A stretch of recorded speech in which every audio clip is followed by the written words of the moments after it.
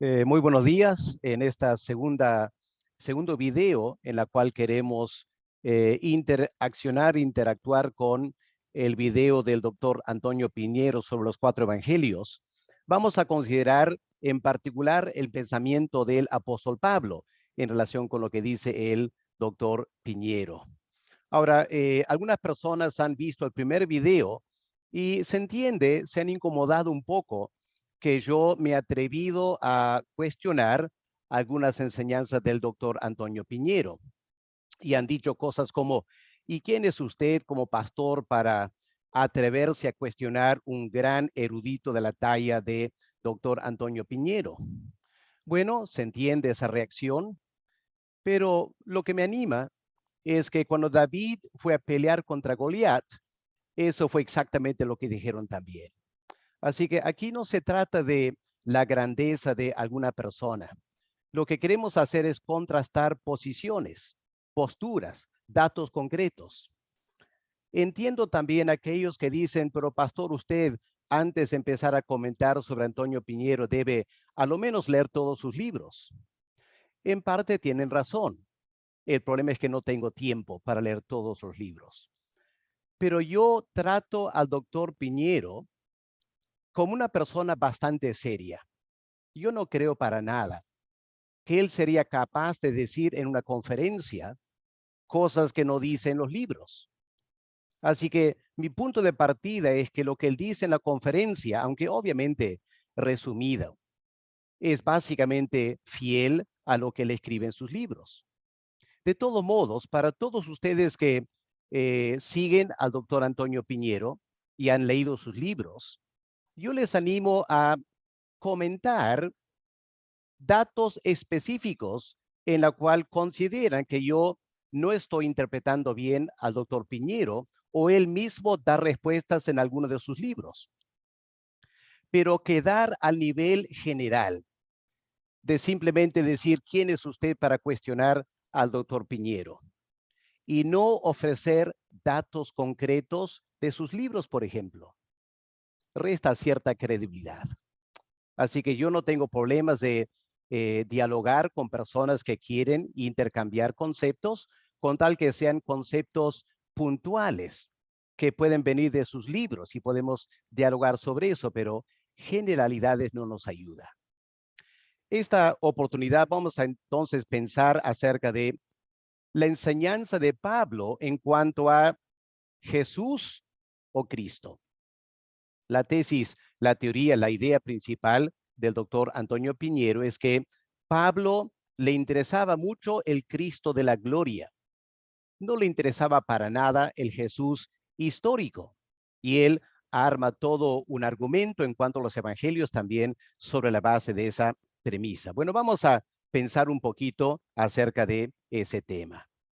En realidad, en este video vamos a tratar 4 temas que vienen en la siguiente secuencia del video de Piñero. En primer lugar, vamos a ver el orden de los libros.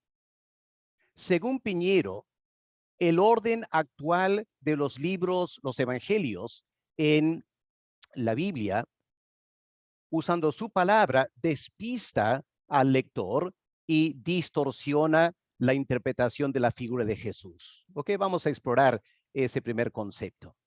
Un segundo tema es que Piñero afirma que Mateo se colocó primero en el canon en el tiempo de Eusebio, ya el IV siglo, y que se colocó primero por Eusebio o una persona allegada a él, porque se creía, noten ese verbo, se creía que fue el primer evangelio en ser redactado. La tercera cosa que vamos a notar en la exposición del doctor Piñero es que según él, Lucas en realidad escribió una sola obra, no como está en la Biblia, como el Evangelio y más adelante otra obra, Hechos.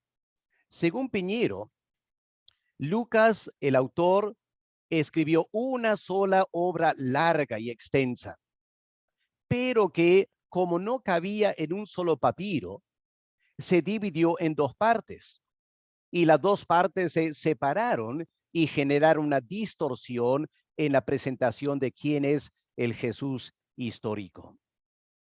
Y finalmente, el cuarto tema para tratar es que, según Piñero, antes de leer los evangelios, debemos leer a Pablo, por la sencilla razón que Pablo escribió primero. Entonces, debemos interpretar los evangelios a la luz de lo que Pablo escribe y no al revés, que es lo que el orden actual nos predispone a hacer. Y que el apóstol Pablo no le interesaba el Jesús de la historia, solo el Jesús celestial, y por lo tanto todos los detalles en los evangelios acerca de el Jesús histórico, el apóstol Pablo no creía quizá esas cosas, y de repente mucho de eso ha sido en alguna manera inventada por los evangelistas. Bueno, sin más, vamos a escuchar de las palabras del propio doctor Piñero. Vamos a ver cómo él expresa estos pensamientos. Escuchemos bien a esta parte de su conferencia. La segunda idea importante que quiero resaltar es que el lector de hoy lee el Nuevo Testamento en un orden que le despista muchísimo. Lo primero que encuentra el lector del Nuevo Testamento es los Evangelios, e inmediatamente después viene Pablo, con lo cual se imagina el lector que primero se escribieron los Evangelios y que después escribió Pablo. Pero es exactamente al revés, como espero que sepan. La primera carta de Pablo, primera a Tesalonicenses, fue escrita en el año 51, y el último evangelio, el cuarto, el de Juan, se escribió probablemente en el año 100, más o menos. Luego ya tenemos aquí una distorsión. La segunda, en este orden, es que coloca a Lucas y a los Hechos de los Apóstoles, que son dos partes de un mismo evangelio, las coloca separadas. ¿Por qué? Sencillamente porque era una obra tan larga que no cabía en el mismo rollo de papiro. Pero la separación de estas dos obras hace que el lector de los evangelios pierda de vista la idea de los hechos y a la inversa. Y sin embargo, no se puede entender los hechos sin los evangelios, ni los evangelios sin los hechos. Y otro orden fue raro, fue que puso, probablemente no sé si fue Eusebio de Cesarea o de su entorno, puso a Mateo en primer lugar porque en la antigüedad se creía que era el primer evangelio, pero hoy sabemos que es Marcos. Y si queremos bien entender a Mateo y Lucas, tenemos que poner delante a Marcos y luego a los otros dos. Muy bien, empezamos con que tenemos que fijar, aunque sea brevísimamente, nuestra mirada en Pablo, porque escribió primero que nadie. En 2 Corintios 5:16 se encuentra una de las frases difíciles de Pablo. En adelante ya no conocemos a nadie según la carne, y si conocemos a Cristo según la carne, ya no lo conocemos así. No podemos saber con seguridad qué quiso decir Pablo. ¿Conoció a Cristo de oídas? ¿O lo conoció de una manera normal, pero luego no le interesó ese conocimiento, sino solamente su vida, muerte, su pasión, muerte, resurrección en los cielos? No lo sabemos. Si tomamos todos los datos de las cartas auténticas de Pablo, que son solo siete,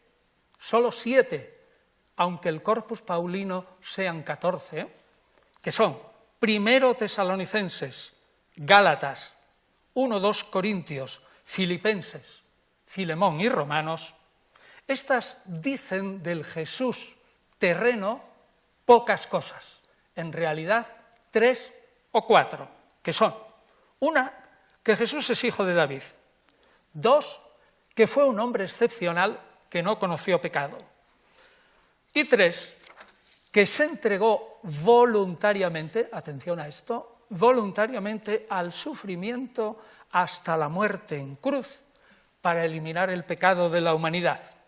El Jesús terreno no ocupa de ningún modo la mente de Pablo, la ocupa solo el Jesús a un nivel distinto, el resucitado, el exaltado, el Cristo celestial.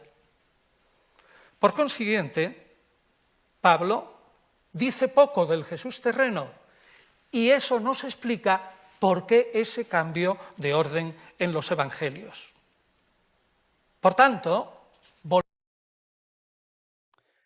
Bien, bueno, hemos escuchado lo que dice el doctor Piñero. Ahora vamos a evaluar.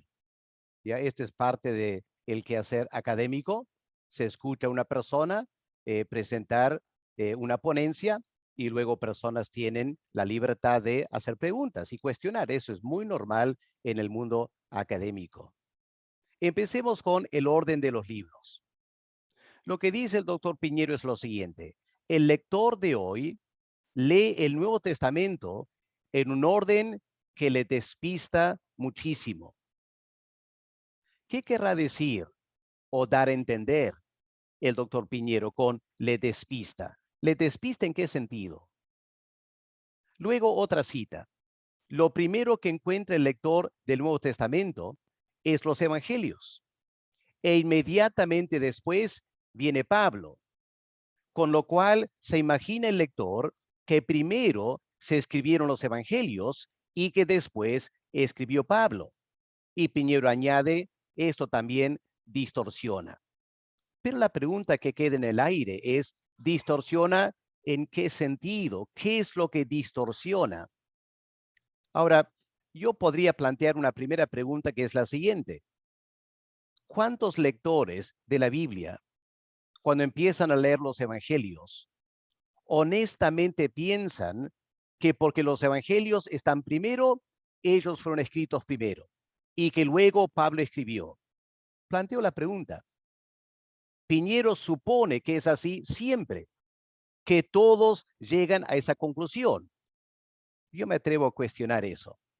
Y cada uno puede llegar a su conclusión, puede conversar con personas que leen la Biblia y pregúntenle, ¿qué es lo que piensas cuando lees los evangelios en cuanto al orden en que se escribió? Pero evaluemos. En primer lugar, hay que darle a doctor Piñero la razón. Tiene la razón. Las cartas de Pablo fueron escritas antes que los evangelios. Vamos a ver en un momento por qué. ¿Cuál era el interés del apóstol Pablo?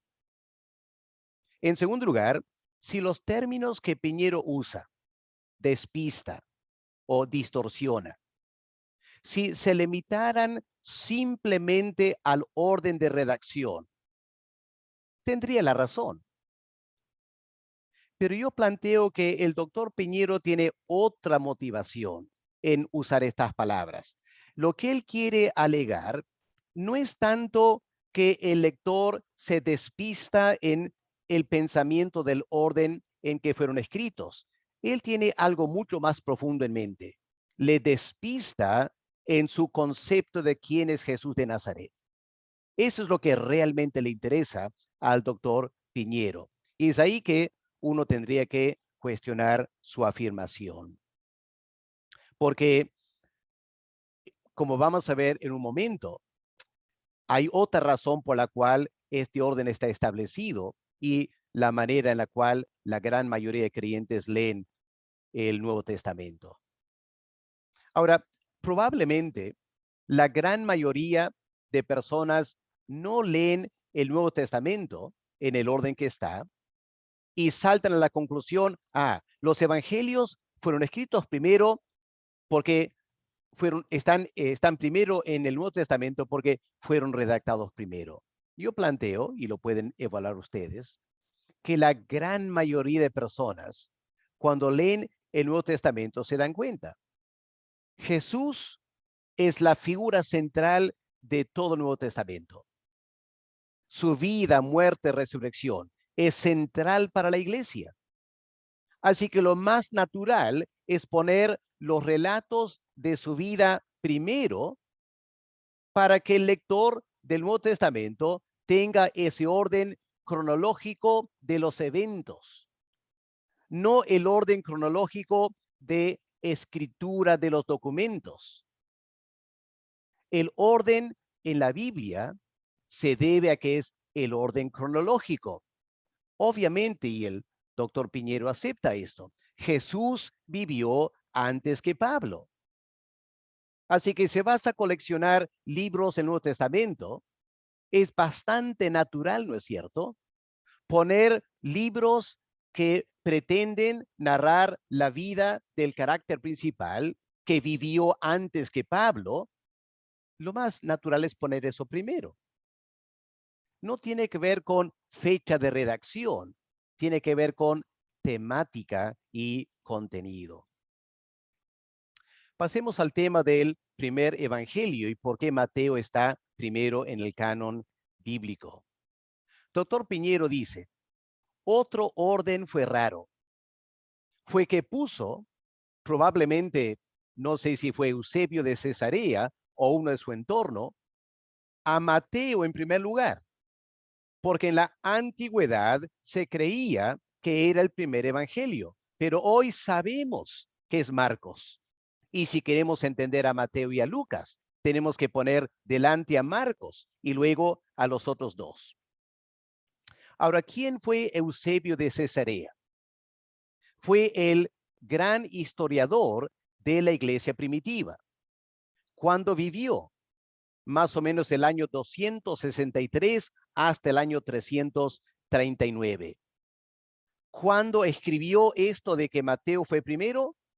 Más o menos en la obra suya del año 330, podía ser más o menos. Así que Piñero afirma que Eusebio o alguien de su entorno en el siglo IV colocó a Mateo primero en los evangelios, el orden, porque se creía que fue el primero en ser escrito.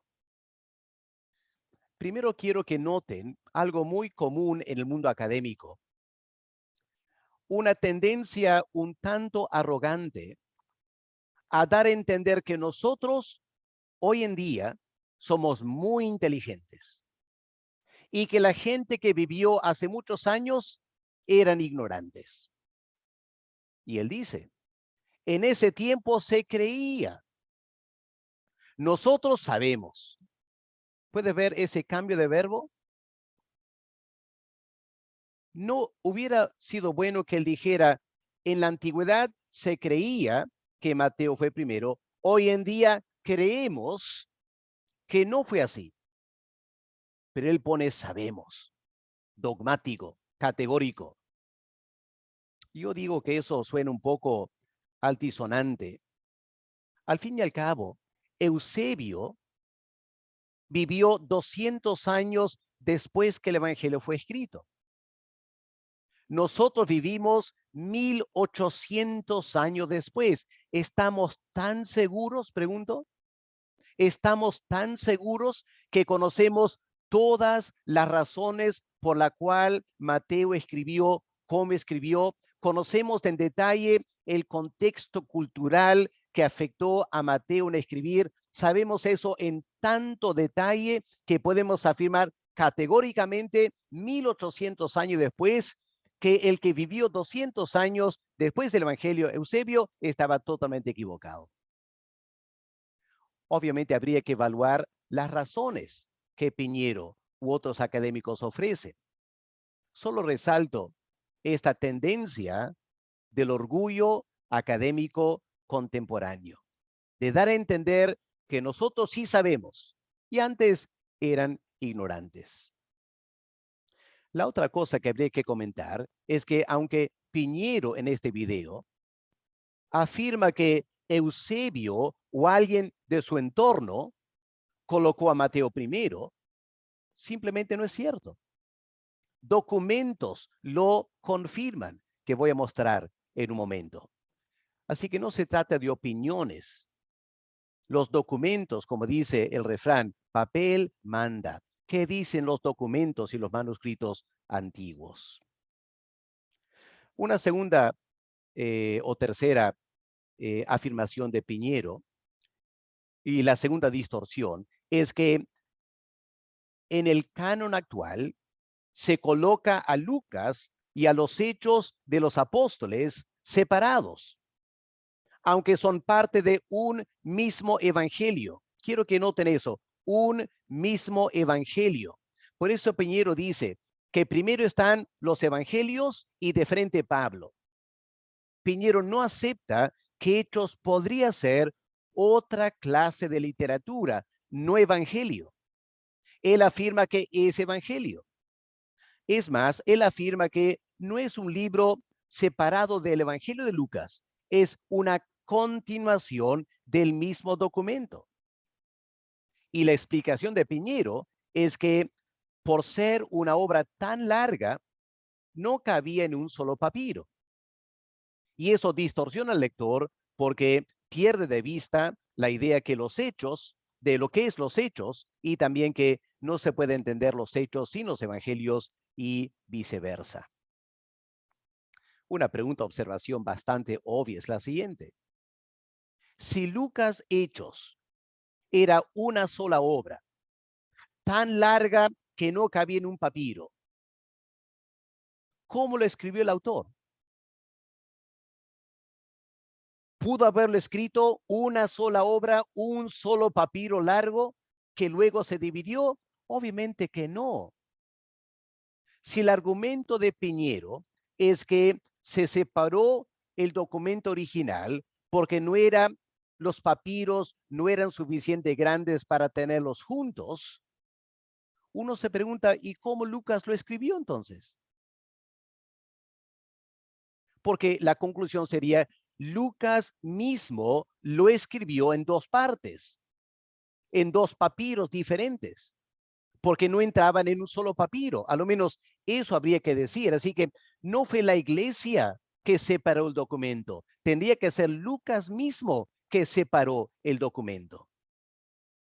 En segundo lugar, entiendo que estudios recientes de varios sitios arqueológicos han sorprendido a los estudiosos indicando que los rollos antiguos a veces podían ser más largos de lo que normalmente se espera. Bueno, eso habría que investigar en la arqueología. Pero un estudioso dice lo siguiente: no hay razón alguna porque Lucas no pudo redactar Lucas Hechos en un solo rollo, si lo deseaba hacer. Tampoco hay evidencia de que lo haya hecho. Así que la pregunta que hay que hacer al doctor Piñero es, ¿cuál es la evidencia concreta que él ofrece para comprobar que Lucas Hechos era una sola obra inicialmente? ¿Qué evidencia? Ahora, podría ser que en los libros él ofrece la evidencia. Y ustedes que leen sus libros nos ayudarían indicando el título del libro y la página y la evidencia, y eso lo podemos evaluar.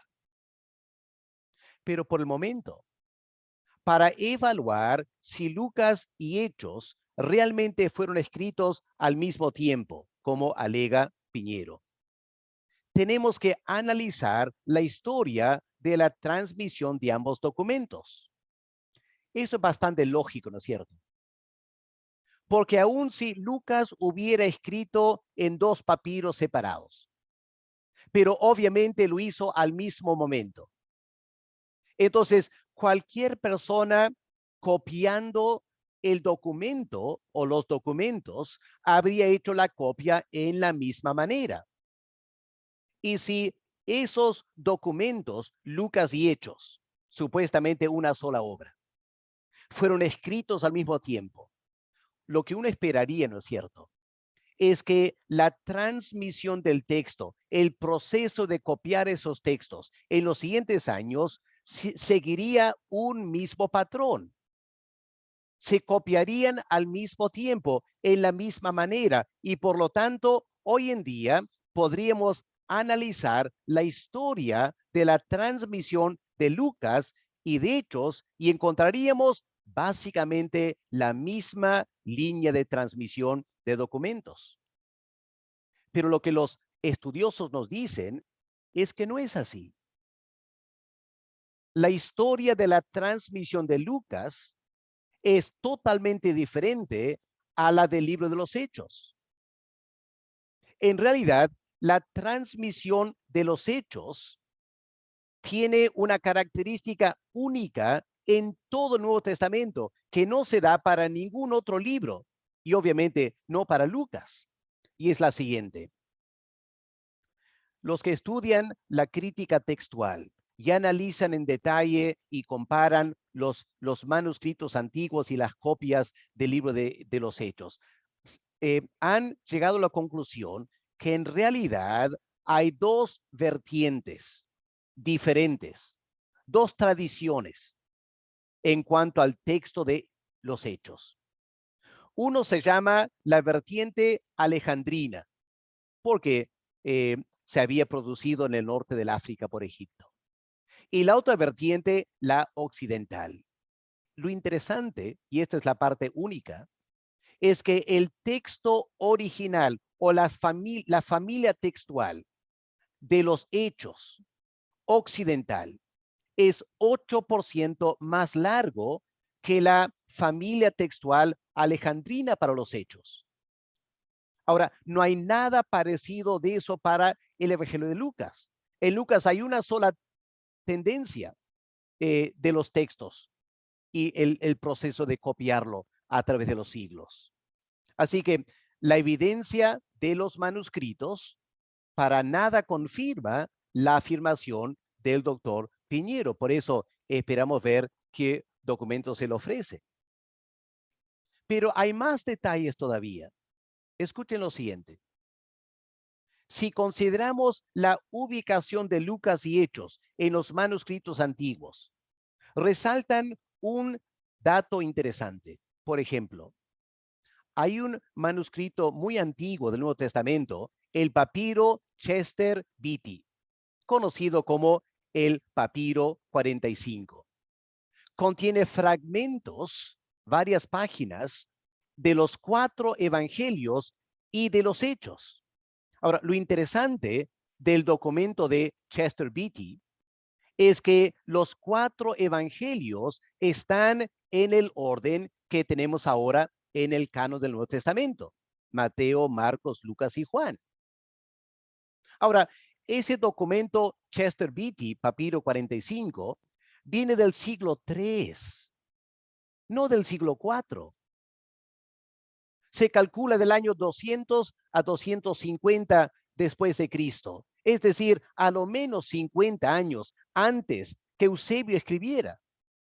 Así que afirmar que Eusebio o alguien en su entorno decidió colocar a Mateo primero, bueno, el papiro 45 aparentemente desmiente eso, que ya había sido un hecho a lo menos 50 años antes y posiblemente hasta un siglo antes.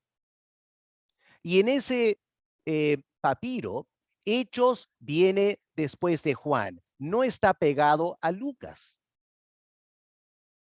Pensemos también en el Códice de Beza, un documento del siglo V, algunos afirman de repente a inicios por el año 400, 410. Aquí tenemos el orden de los evangelios diferente del que tenemos en el canon actual. Porque en el Códice de Beza, los primeros 2 evangelios son Mateo y Juan. Y luego vienen Lucas y Marcos. ¿Por qué ese orden? Porque se argumenta en esta manera. Mateo y Juan fueron escritos por testigos presenciales, apóstoles. Por eso vienen primero. Y luego Lucas y Marcos eran acompañantes de los apóstoles, una segunda generación, y por eso vienen después. Ahora, si el Códice de Beza reordena los evangelios, sería bastante natural, ¿no es cierto?, aprovechar ese momento para corregir algún supuesto error anterior. Vamos a colocar Lucas al final, después de Marcos, para que vaya pegado con Hechos, porque originalmente era una sola obra. Pero no es así. Tenemos a Marcos separando Lucas de los Hechos. Y piensen en otro documento, el canon de Cheltenham, más o menos el año 360 después de Cristo. Viene del norte de África, está en latín. El orden en este canon es Mateo, Marcos, Juan y Lucas. Interesante. Lucas al final. Así que ahí sería excelente para colocar Hechos después, indicando que Hechos es una continuación de Lucas. Pero no es así. El canon de Cheltenham coloca después de Lucas las 13 cartas de Pablo. Y al final viene los Hechos. Por eso digo, la evidencia apunta a que Lucas y Hechos siempre han sido dos obras diferentes. No hay una evidencia de que hayan sido una sola obra. Pero hay otro detalle también. Si uno mira el comienzo de Hechos, ¿cómo empieza el libro de los Hechos? Tal como tenemos en el canon. Hechos 1, versículo 1 dice, en el primer tratado, oh Teófilo, hablé acerca de todas las cosas que Jesús comenzó a hacer. Y ahora él va a escribir lo que los apóstoles continuaron haciendo. Pero claramente empieza como un segundo tomo. No empieza como una continuación directa de el Evangelio de Lucas. Ahora, lo interesante es comparar el fin de Éxodo y el comienzo de Levítico. Si miramos un momento el último versículo de Éxodo, habla de la nube de Jehová sobre el tabernáculo. Y el primer versículo de Levítico, llamó Jehová a Moisés desde el tabernáculo. Ahora sí, Levítico es claramente una continuación de Éxodo. El texto lo indica claramente. No hay ninguna evidencia de que Levítico está comenzando una nueva obra. Es una continuación de Éxodo.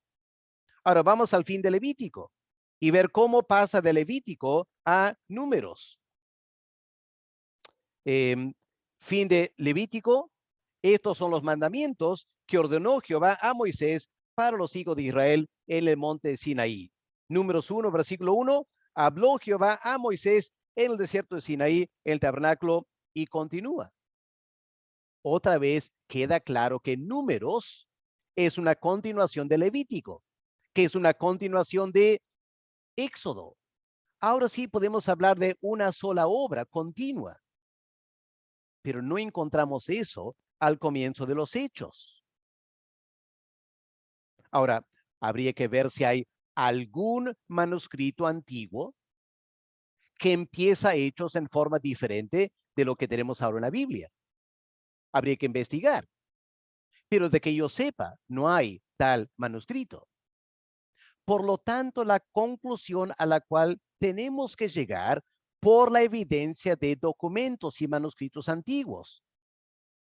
Hechos no es una continuación de frente de Lucas y parte de un solo evangelio. Son dos obras diferentes, con dos propósitos diferentes. Ahora, si miramos Lucas capítulo 1, vamos a notar un detalle interesante al comienzo de Lucas, el capítulo 1. Dice, puesto que ya muchos han tratado de poner en orden la historia de las cosas que entre nosotros han sido ciertísimas. ¿Noten eso? ¿Qué significa?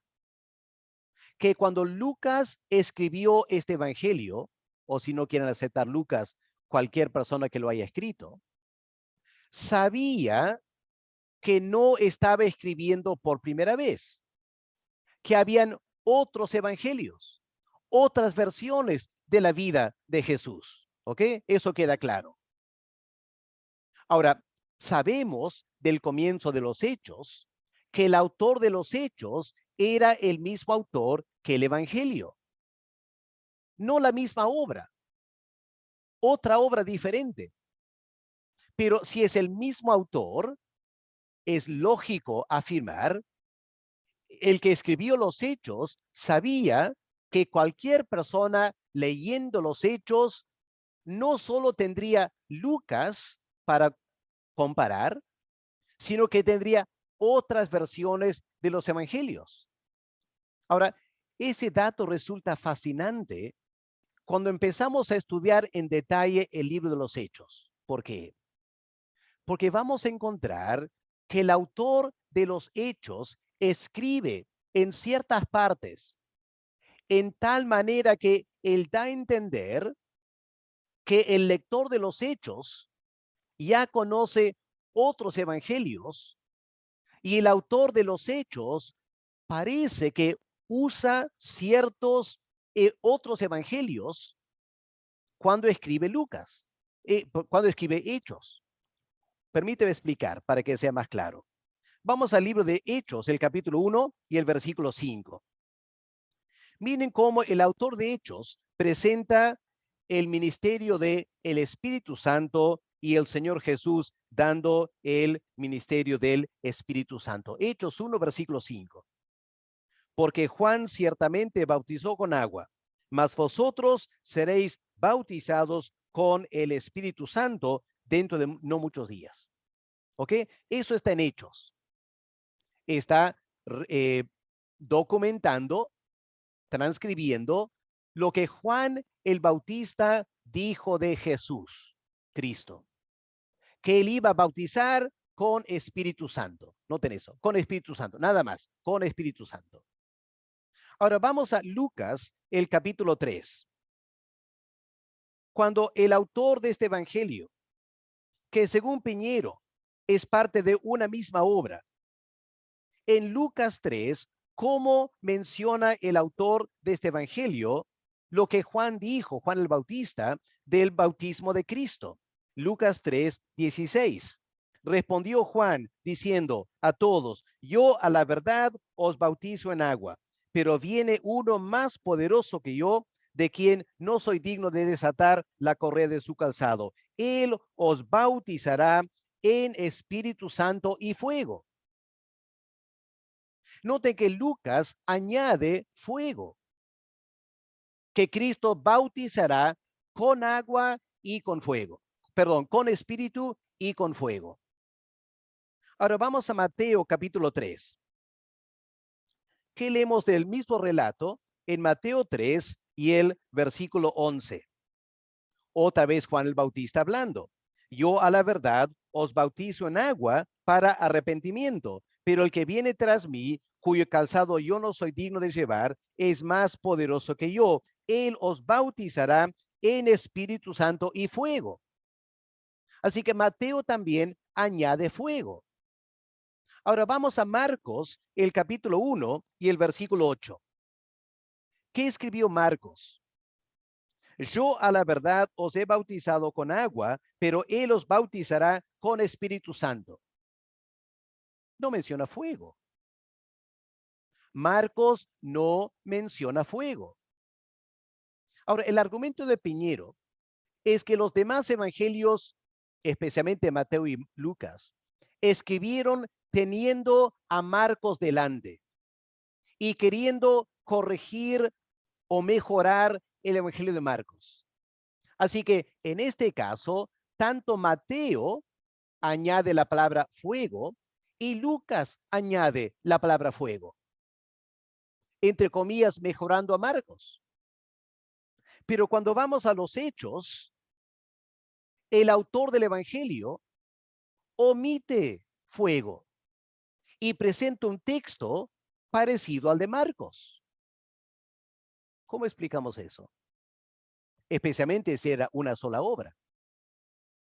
Otro ejemplo. Estos ejemplos vienen cuando empezamos a estudiar en detalle el texto bíblico. Miren en Hechos 9, el versículo 40. Aquí tenemos el apóstol Pedro sanando a una mujer. Bueno, resucitando a una mujer. Y noten las palabras de Pedro según el autor de los Hechos. Hechos 9:40. Pedro se puso de rodillas, oró. Volviéndose al cuerpo, dijo, Tabita, levántate. Tabita, levántate. Ahora, esas palabras y ese sonido, Tabita, levántate, comparémoslo con Marcos 5, el versículo 41. Marcos 5 y el versículo 41. Aquí tenemos el Señor levantando de los muertos a una muchachita. ¿Y qué le dice esta joven? Marcos 5, 41. Y tomando la mano de la niña le dijo, Talita Cumi, que traducido es, niña, a ti te digo, levántate. Talita, levántate. Hechos, Tabita, levántate. Obviamente son dos palabras diferentes, pero suenan parecido. Hay un eco que es muy probable que el autor de Lucas, de los Hechos, perdón, es muy probable que el autor de los Hechos tiene ese eco en mente. Ahora, cuando vamos al Evangelio de Lucas, ¿cómo lo presenta Lucas, la sanidad de esa muchacha? Lucas 8, el versículo 54. ¿Cómo lo expresa Lucas? 8, versículo 54. Mas él, tomándole de la mano, clamó diciendo, muchacha, levántate. Muchacha. Si me acuerdo bien, la palabra en griego es pais. Así que muy diferente a Marcos. Así que Hechos 9, versículo 40, hace eco del Evangelio de Marcos, no el Evangelio de Lucas. Otro detalle. Si miramos en Hechos 14, el versículo 21. Hechos 14, versículo 21. ¿Qué encontramos aquí? Y después de anunciar el Evangelio a aquella ciudad y de hacer muchos discípulos, noten ese verbo, hacer discípulos. En griego, el verbo para hacer discípulos es muy extraño. Solo aparece en el Evangelio de Mateo. Nunca está en el Evangelio de Lucas. Está, por ejemplo, en Mateo 28, cuando narra la gran comisión, Mateo 28, versículo 19, por tanto, id y haced discípulos. Pero interesante que en el Evangelio de Lucas, cuando Lucas explica la gran comisión, Lucas no menciona hacer discípulos. Pero en Hechos está ese verbo un tanto inusual, que no viene de Lucas, viene de Mateo. Lo que estamos argumentando es que cuando lees en detalle los Hechos, empiezas a darte cuenta que Lucas no es el único evangelio que ha influenciado la redacción de Hechos. Como el autor de Hechos sabía de otros evangelios, resulta que aparecen en Hechos detalles que hacen eco de otros evangelios aparte de Lucas, que no está en Lucas. Pasé por alto el pasaje en Hechos 10. Miren este ejemplo, Hechos 10, versículos 13 al 16. Es el relato del apóstol Pedro cuando un lienzo desciende del cielo lleno de animales inmundos. Y la orden del cielo es, levántate, come. Y Pedro dice, no, no puedo comer. Y hay todo un debate aquí y Pedro tiene que aprender que ahora los animales son limpios, no está sujeto a la ley de Moisés en cuanto a los animales. Ahora, si miramos en Marcos 7, versículos 14 al 19, Marcos es el evangelista que documenta la enseñanza de Cristo acerca de que puedes comer todos los animales, toda carne. Porque al fin de este relato, Marcos 7, 19, el Señor termina diciendo, porque no entra en tu corazón sino el vientre y sale a la letrina. Esto decía haciendo limpio todos los animales. Ahora, ese detalle no está en Lucas, que se supone Lucas lo habría incluido para anticipar lo que más adelante iba a escribir en los Hechos, una sola obra. Por eso, hermanos, estudiosos se han dado cuenta que si quieres interpretar y entender bien el libro de los Hechos, no es suficiente vincularlo con Lucas. Tienes que vincularlo con los demás evangelios, porque el autor que escribió los Hechos sabía que otros evangelios estaban escritos, no solo Lucas. Una vez más, estamos presentando evidencias documentadas que van en contra de lo que Piñero afirma. Finalmente, los estudiosos afirman que el libro de los Hechos pertenece a otro género literario, no es evangelio. Evangelio es un género literario con ciertas características que los estudiosos han identificado. Y por eso Mateo, Marcos, Lucas y Juan entran en la categoría de evangelio. Y hay otros evangelios apócrifos que pretenden tener algo parecido a los evangelios canónicos y se les llama evangelios, aunque sean apócrifos. Pero también hay hechos apócrifos. Hay documentos escritos apócrifos, los hechos de Pedro, los hechos de Juan, los hechos de Tomás. Y la pregunta es, ¿por qué se llamaron hechos? ¿Por qué no se llamaron evangelios? Porque es otro género literario. Y por eso no nos parece convincente lo que dice Piñero, que hay solo 4 evangelios. Hechos es parte del evangelio de Lucas. Nos parece que eso es bastante distorsionado, por no decir otra cosa. Y obviamente provoca la pregunta, ¿por qué un académico distorsiona? Algo tiene en mente, ¿no es cierto? Y cuando uno empieza a seguir todo el desarrollo del argumento de Piñero, uno se da cuenta por qué le conviene afirmar que Hechos es un evangelio. Eso para otro video, quizá.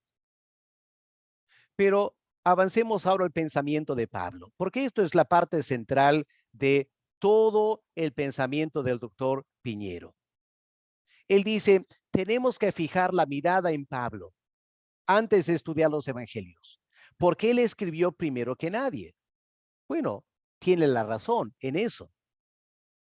Lo que quizá no tenga tanto la razón es en lo que él dice a continuación.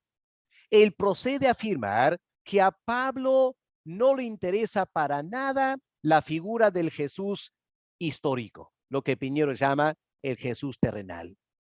Solo le interesa otro Jesús en otra dimensión, lo que Piñero llama el Cristo celestial.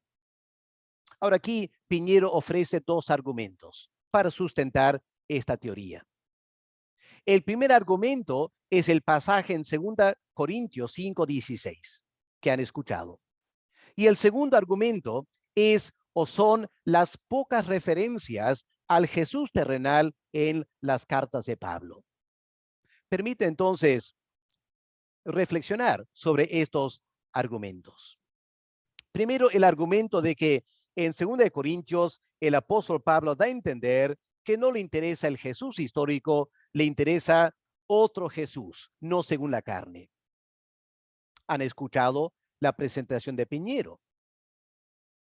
Quizá a algunos no les guste que use esta terminología, pero estoy convencido que consciente o inconscientemente esto es lo que está pasando. Es un truco verbal. ¿Por qué lo digo? Porque, como han escuchado del doctor Piñero, él menciona este pasaje, permíteme leerlo, 2 Corintios 5:16, de manera que nosotros de aquí en adelante a nadie conocemos según la carne, y aun si a Cristo conocimos según la carne, ya no lo conocemos así. Y él argumenta. Esta es la posición de Pablo. No le interesa el Jesús según la carne. Pablo no tiene nada que ver con el Jesús según la carne. Pero notaron que el doctor Piñero fue suficientemente honesto para decir lo siguiente. Es un texto difícil de entender. Él mismo lo reconoce. Él dice, es una de las frases difíciles de Pablo. Añade, no podemos saber con seguridad qué quiso decir Pablo. ¿Estaba diciendo que conoció a Cristo de oídas? ¿O que lo conoció de una manera normal, pero luego no le interesó ese conocimiento, sino solo su vida, pasión, muerte y resurrección de los cielos? No lo sabemos, dice Piñero. Sin embargo, aunque reconoce que no podemos saber lo que Pablo quiso decir, de todos modos, has sembrado este versículo en tu mente y partiendo de ese versículo, argumenta que a Pablo no le interesaba el Jesús histórico. Afirma un texto que aparentemente confirma su teoría. Luego afirma que no podemos saber lo que ese texto realmente significa, pero continúa el argumento sobre la base de la interpretación que Piñero ha dado a este texto. Esa clase de argumentación tampoco procede. No puedes con integridad cuestionar la interpretación de un texto y luego basar tu argumento sobre lo que piensas que ese texto dice. Porque si no sabemos, no uses el texto. Eso sería lógico, ¿no es cierto? Si no sabe lo que significa el texto, ¿para qué lo menciona? Por eso digo, una suerte de truco verbal. Lo que hay que hacer es examinar este texto. ¿Qué es lo que el texto dice en griego? ¿Qué es lo que el contexto indica que este texto significa? Ahora, la frase importante aquí es según la carne, ¿no es cierto? A nadie conocimos según la carne. Lo repite 2 veces. Y aun si a Cristo conocimos según la carne, ya no lo conocemos más. Las palabras en griego son kata sarka. Según, conforme, de acuerdo con, sarka, sarx, la carne. Ahora, esta frase se usa en varios lugares en el Nuevo Testamento. A veces, esta frase tiene un sentido literal. Por ejemplo, en Romanos 9, el versículo 3. Leemos lo siguiente. Romanos 9, 3. Porque deseara yo mismo ser anatema, separado de Cristo, por amor a mis hermanos, los que son mis parientes según la carne. Ahí está la frase, según la carne. ¿Qué está diciendo Pablo? Que son mis hermanos de carne y hueso. Son literalmente, según la carne, mis hermanos. Ahora, Piñero lo toma en este sentido, que está hablando de el Jesús de la carne. Y lo que está diciendo, a ese Jesús, según la carne, ya no lo conocemos más. No nos interesa el Jesús físico, corporal, según la carne. Nos interesa el Cristo según el Espíritu. Pero esta frase según la carne tiene otro sentido muy diferente. Lo podemos ver en 1 Corintios 1, versículo 26. Pues mirad, hermanos, vuestra vocación, que no sois muchos sabios según la carne. ¿Qué está diciendo? Que su cuerpo físico es tal que no pueden ser muy sabios. No está hablando literalmente del cuerpo físico. Está hablando de el aspecto según los criterios de la carne. Según gente podía pensar en ti, no son personas sabias. No tiene que ver con carne y hueso. Tiene que ver con una actitud común de las personas que lo rodean.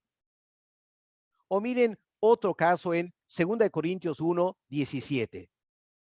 Así que al proponerme esto, ¿uso quizá de ligereza? ¿O lo que pienso hacer, lo pienso según la carne para que haya en mí sí y no al mismo tiempo? Otra vez, si pensamos, si reflexionamos, nos damos cuenta que esa frase según la carne no significa según mi cuerpo, con mi cerebro o algo así.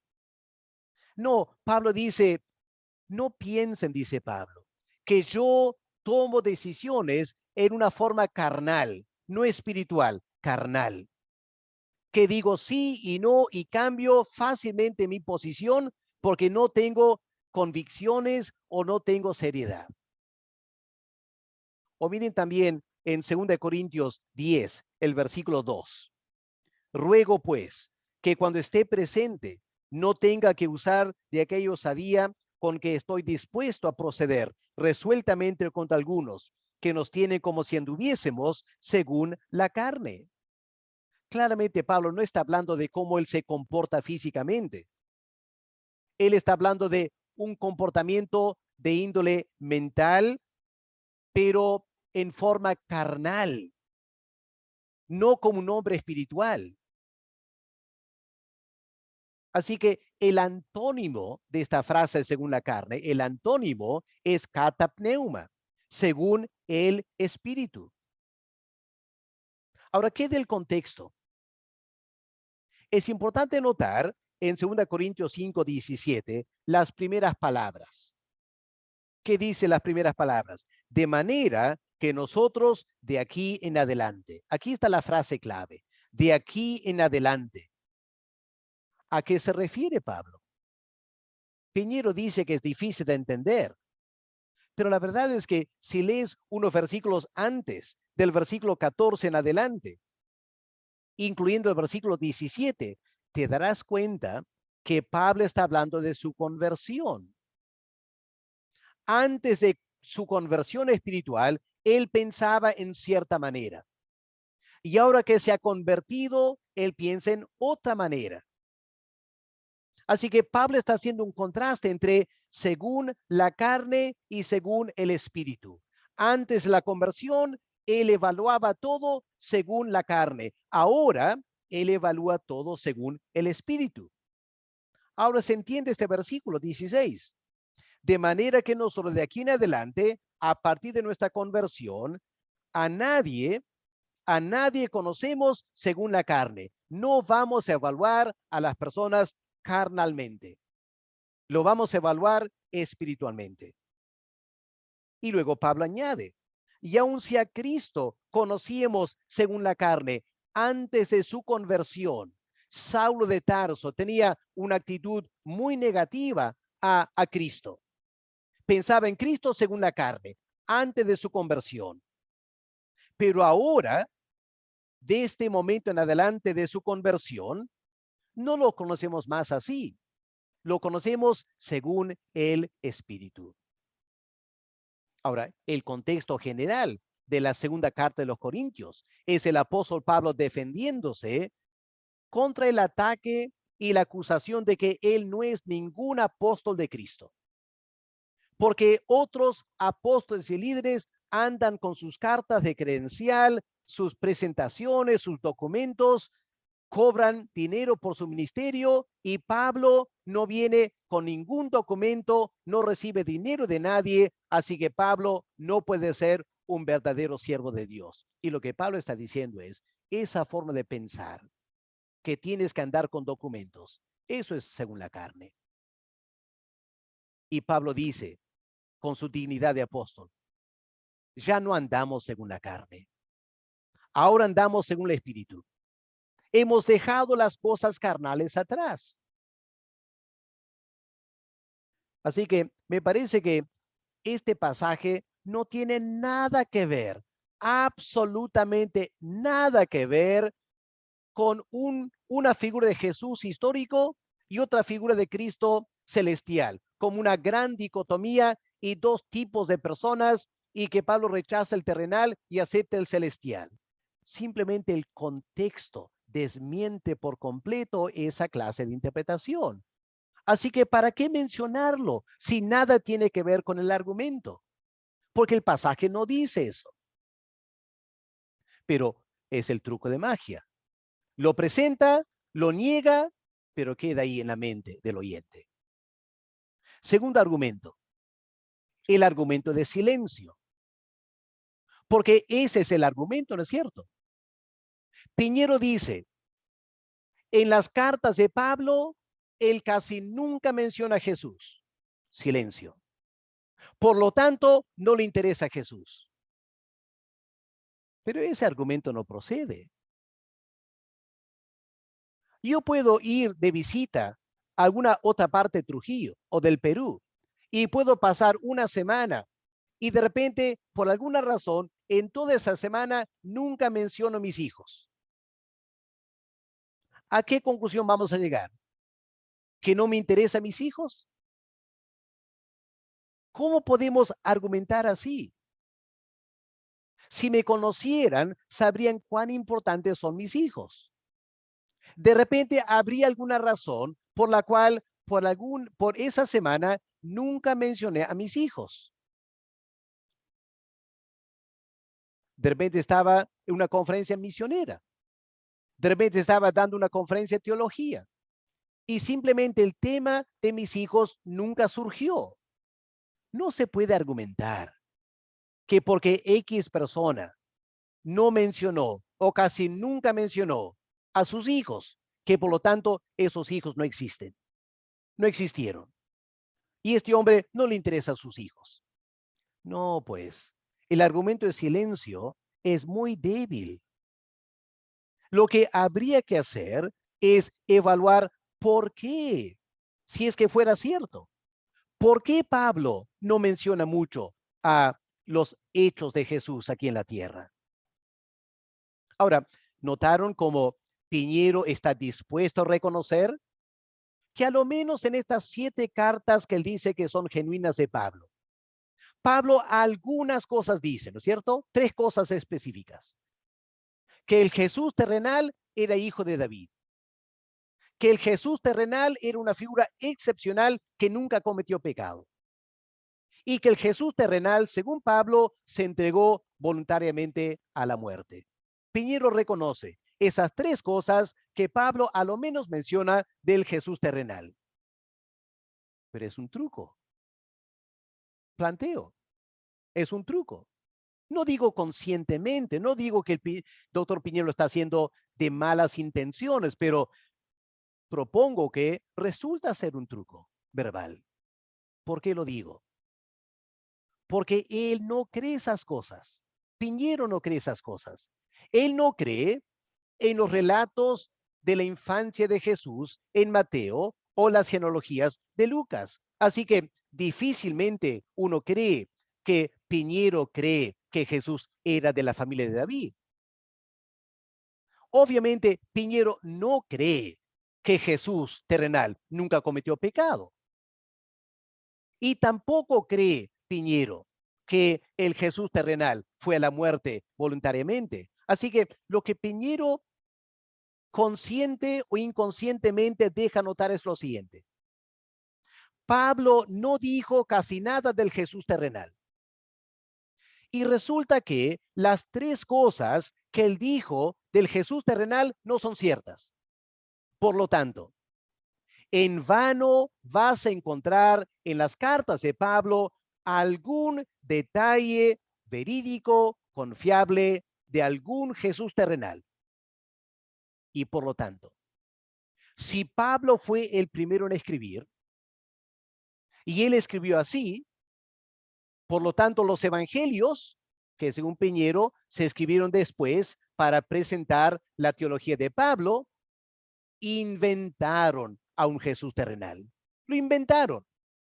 Que por lo tanto, los evangelios tampoco son confiables, porque lo único que es confiable es lo que Pablo dice, y Pablo no dice nada. Es el argumento de Piñero.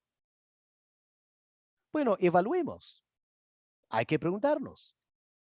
¿Es cierto que en estas 7 cartas Pablo no dice absolutamente nada del Jesús histórico? Bueno, vamos a mirar con cierto cuidado. Empecemos con la primera carta. Primera Tesalonicenses, el capítulo 1 y el versículo 6, al comienzo de la carta. Esto es interesante, ¿ya? Al comienzo de la carta. ¿Qué dice el apóstol Pablo? Primera Tesalonicenses 1, versículo 6. Y vosotros vinisteis a ser imitadores de nosotros y del Señor. Imitadores del Señor, recibiendo la palabra en medio de gran tribulación, con gozo del Espíritu Santo. La pregunta es la siguiente: ¿de qué Señor estaría hablando Pablo aquí? Según Piñero, Pablo no le interesa el Jesús terrenal, solo le interesa el Cristo del cielo. ¿Estará Pablo afirmando, felicitando a los creyentes en Tesalónica que son grandes cristianos porque están imitando el Cristo celestial? ¿Se podría imitar al Cristo celestial? ¿Se está equiparando Pablo, una criatura terrenal pecaminosa, con el Cristo de la gloria? Obviamente que no. Cuando Pablo dice, ustedes llegaron a ser imitadores de nosotros, los apóstoles, y del Señor, está hablando del Jesús terrenal, está hablando de la vida, el ministerio, cómo el Señor en la tierra como hombre soportó la oposición y la persecución de muchas personas. Ahora la pregunta es la siguiente: ¿quién enseñó a los tesalonicenses la vida del Jesús terrenal para que puedan imitar al Señor terrenal? ¿Quién enseñó? Pablo, pues. Así que, ¿cómo podemos afirmar que a Pablo simplemente no le interesaba para nada el Jesús terrenal? Este versículo desmiente esa teoría. Obviamente, Pablo enseñó a los creyentes en Tesalónica muchos detalles de la vida de Jesús aquí en la tierra. ¿Y qué les dijo Pablo? Miren, dice Pablo, yo estoy queriendo seguir el ejemplo del Jesús terrenal. Y ustedes deben seguir ese mismo ejemplo. ¿Ok? Para pensarlo, ¿es cierto? Vamos a Romanos 8, el versículo 3. A ver, ¿qué podemos deducir de Romanos 8, versículo 3? ¿Qué dice el apóstol Pablo? Porque lo que era imposible para la ley, por cuanto era débil por la carne, Dios enviando a su Hijo. Ahora, piensa un momento. Según Piñero, Pablo no le interesa el Jesús terrenal, solo le interesa al Cristo celestial. ¿Y qué dice Pablo aquí? Dios enviando a su Hijo en semejanza de carne de pecado. Pregunto, ¿es este el Cristo celestial? ¿Semejanza de carne de pecado? Claro que no. Es el Jesús terrenal. Y Pablo está diciendo, Dios envió a su Hijo tan semejante a los seres humanos que cualquier persona mirando a Jesús de Nazaret podría pensar, es un pecador. Hasta se bautizó. Esto no es cierto del Cristo celestial. ¿Quién va a pensar que el Cristo en la gloria podía ser un ser pecaminoso? No. Pablo aquí está presentando al Jesús terrenal. Vamos a Romanos 9, versículo 5. Continuando con esto que Dios envió a su Hijo, ¿qué dice Romanos 9, 5? ¿De quiénes son los patriarcas? Abraham, Jacob, etcétera. De los cuales según la carne vino Cristo. Ahora noten la palabra que Pablo usa aquí. Más correcto habría sido decir, de los cuales según la carne vino Jesús. Pero Pablo usa Cristo. Pero Pablo no está pensando en el Cristo glorificado. Pablo está pensando en el Cristo terrenal. El Jesús terrenal es descendiente de los patriarcas. Según la carne, en su carne física, él vino de Abraham. La sangre de Abraham estaba corriendo por sus venas. Pablo claramente está hablando del Jesús terrenal, no del Cristo glorificado. O Romanos 10, versículo 5. Romanos 10, 9. El que confesare con tu boca que Jesús es el Señor.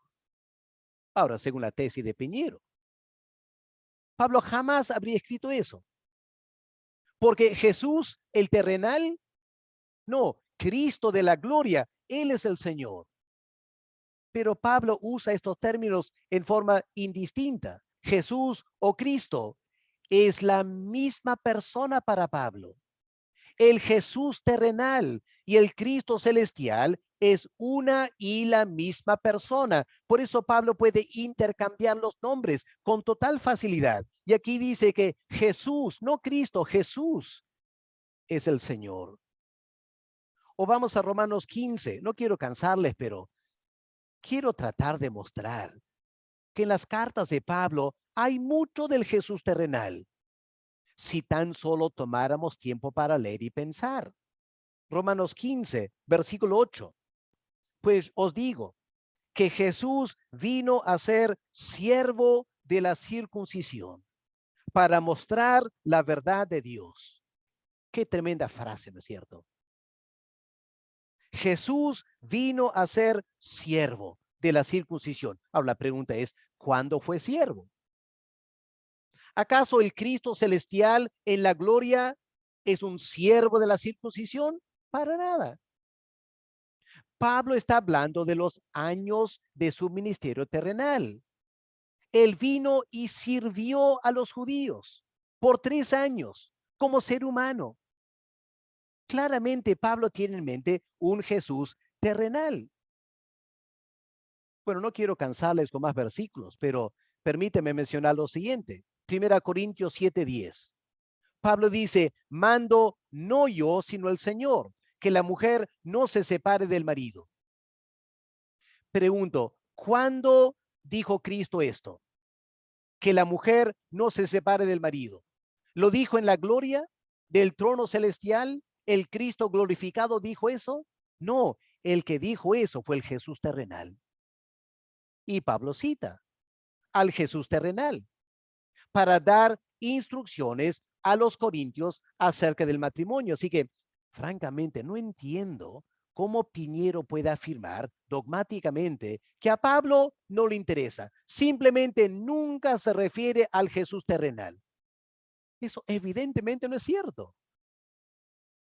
Y una lectura detallada, cuidadosa de estas cartas van a indicar claramente que a Pablo le interesaba mucho el Jesús terrenal. Y se refiere al Jesús terrenal en varias maneras y en muchos lugares. Dejo que ustedes lean y mediten esta parte porque no quiero pecar con cansarles con más y más exposición. Así que miren estos versículos y ustedes evalúen para ver si Pablo habla o no habla del Jesús terrenal. Tantos versículos, ¿no es cierto? Me cansaría explicando todos estos versículos. Ustedes pueden parar el video, chequearlos, leerlos, pero voy a avanzar por factor tiempo. Ahora, a pesar de todos estos ejemplos, estoy dispuesto a reconocer, cualquiera lo reconocería, que en las cartas de Pablo, él no menciona muchos detalles de la vida y el ministerio de Jesús de Nazaret. Él no menciona ejemplos de sanidades y resurrecciones y no, Pablo no menciona todo eso. Ahora, Piñero argumenta que porque Pablo nunca menciona que Jesús sanó a estos leprosos, echó fuera estos demonios, levantó a esta persona muerta, que por lo tanto a Pablo no le interesa el Jesús histórico. No procede ese argumento. ¿Por qué? Porque la pregunta que hay que hacer es ¿por qué Pablo no menciona mucho del Jesús histórico? Y claramente la respuesta tiene que ver con el propósito de Pablo de escribir sus cartas. Creo que es demasiado obvio, ¿no es cierto?, afirmar lo siguiente. Pablo escribe cartas para tratar problemas pastorales. Esa es la intención de Pablo. En Corintios, Romanos, Tesalonicenses, Pablo escribe para tratar problemas pastorales. Pablo no pretende escribir biografías de Jesús. Segundo lugar, estudiando las cartas de Pablo, una cosa que me impresiona de Pablo, su integridad. Pablo rehusó meterse en iglesias que él no había fundado. Pablo rehusó jactarse de obras que él no había hecho. Un hombre íntegro. Y Pablo sabe, él fue convertido después que Cristo ministró en la tierra, murió, resucitó, volvió al cielo. Pablo sabe, él no es un testigo presencial de Jesús de Nazaret. Por lo tanto, ¿para qué mencionar muchos detalles que ni él vio? Es la integridad de Pablo, sumado a su interés pastoral, que explica por qué en estas cartas no hay mucha referencia explícita a Jesús. Otro detalle, el apóstol Pablo claramente dice, Cristo me llamó para anunciar este mensaje, Cristo crucificado. Él lo dice, 1 Corintios. Dios me envió a predicar a Cristo y a Cristo crucificado. ¿Por qué? Porque la salvación eterna se desprende de la muerte y resurrección de Cristo. La salvación eterna no viene de saber que Cristo sanó a los leprosos, o de que Cristo sanó a los ciegos, o de que Cristo multiplicó los panes. Esas cosas son interesantes, dramáticas, pero no salvan. Y Pablo escribe a iglesias para presentar la salvación. Eso explica por qué Pablo no habla constantemente del Jesús histórico. Piñero distorsiona a Pablo, porque Piñero tiene intereses. Él quiere presentar su teoría. Él quiere desacreditar por completo los evangelios, porque Piñero simplemente no cree en Jesús, el Hijo de Dios. Pero manipular la evidencia no es una buena táctica cuando uno quiere argumentar. Ahora, Piñero pretende que tiene un gran interés en el orden histórico de la redacción. Y él reclama cómo es posible que la iglesia ha engañado a todo el mundo poniendo los evangelios primero cuando Pablo escribió primero. Pero ¿qué de la carta a Santiago? Los estudiosos, por lo general, afirman que antes que Pablo escribiera a Tesalonicenses, Santiago escribió a judíos. Así que por lo general se entiende que Santiago es la carta más antigua, la primera carta en ser escrita en todos los documentos del Nuevo Testamento. ¿Por qué Piñero no lucha a capa y espada porque Santiago vaya primero, antes de Pablo y antes de los evangelios? Podría ser por esta razón. Cuando leemos Santiago, ¿cómo presenta Santiago a Jesús? Santiago 1, versículo 1, siervo de Dios y del Señor Jesucristo. Muchos estudiosos afirman que este Santiago bien pudo haber sido el hermano de Cristo. Pero no se presenta, yo les escribo el hermano del Jesús terrenal. No, yo soy el siervo de Dios y del Señor Jesucristo. Y para que quede claro, en Santiago 2, versículo 1, él habla de nuestro glorioso Señor Jesucristo. Es decir, en la carta a Santiago, él tampoco hace referencia al Jesús terrenal. Y esta carta viene antes de las cartas de Pablo. Así que mejor sería argumentar que Santiago desarrolló este concepto del Cristo de la gloria y Pablo siguió a Santiago. Pero Piñero pasa por alto esos detalles. Permíteme terminar con algunas conclusiones. Me parece, y cada uno puede evaluar a la luz de lo que he presentado aquí, los evangelios no fueron colocados primero porque se consideraban que fueron los primeros documentos en ser escritos. Fueron colocados primero por otra razón. Básicamente, porque los evangelios presentan la vida y muerte de Jesús de Nazaret, que es la base para la iglesia y para los demás documentos. Se ponen primero por una razón lógica, orden cronológico de vida, no orden cronológico de redacción. Y aunque no le guste a Piñero, ese es el criterio que se usó para colocar los evangelios primero. Segunda conclusión. Los datos históricos indican que Mateo no fue colocado primero por Eusebio en el siglo IV. Se hizo mucho antes, quizá a inicios del siglo III. Y si ya está en ese papiro 45, a no ser que vamos a proponer que recién ahí por primera vez se hizo, lo más probable es que ya se tenía ese concepto en el siglo II. Tercera conclusión. Simplemente no hay, de lo que yo puedo ver, ninguna evidencia documental, textual, que Lucas hecho haya sido una sola obra. Y menos que Hechos es categoría evangelio. ¿Cuál es la evidencia para eso? Es fácil afirmarlo, pero yo he presentado evidencia que desmiente lo que afirma el doctor Piñero. Y en cuarto lugar, es cierto, es verdad lo que dice Piñero.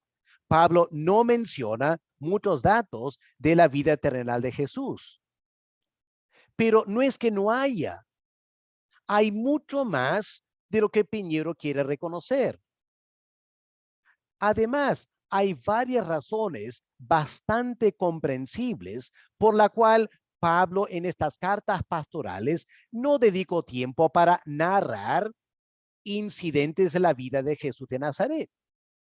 Pero ese argumento de silencio simplemente no se puede argumentar conclusivamente. A Pablo no le interesaba el Jesús celestial. Por lo tanto, esta idea principal de Piñero, que Pablo inventó una doctrina basada en el Cristo celestial y que después los evangelios fueron escritos sobre la base de ese concepto, pero presentaron una versión de Jesús histórico para tratar de convencer a la gente. Simplemente no se puede afirmar que son verdades irrefutables. Obviamente el doctor Piñero lo cree y lo cree sinceramente y tiene todo derecho de creer sinceramente lo que quisiera creer. Pero afirmar que esto se ha comprobado fehacientemente y que todo el mundo acepta eso, porque si no lo aceptas, eres un ignorante. Eso francamente no es cierto. Y como creyentes tenemos todo el deber y la libertad para atrevernos a opinar diferente del doctor Piñero. Obviamente dejamos a cada persona que ve el video a llegar a sus propias conclusiones. Pero argumentemos sobre la base de datos concretos, evidencias textuales, no sobre lo que me parece o que el doctor Piñero es una gran persona y no hay que cuestionarlo. Eso es muy latino, ¿no es cierto? Es muy latino. Cuando una persona es un erudito, uy, no se le toca. Pero eso no es cierto.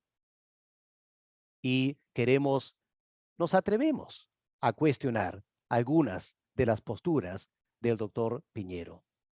Bueno, les dejo ahora. Más adelante voy a continuar con otra sección del video porque quiero documentar diferentes alternativas a las posiciones que el doctor Piñero adopta. ¿Ok? Muchas gracias y hasta la próxima oportunidad.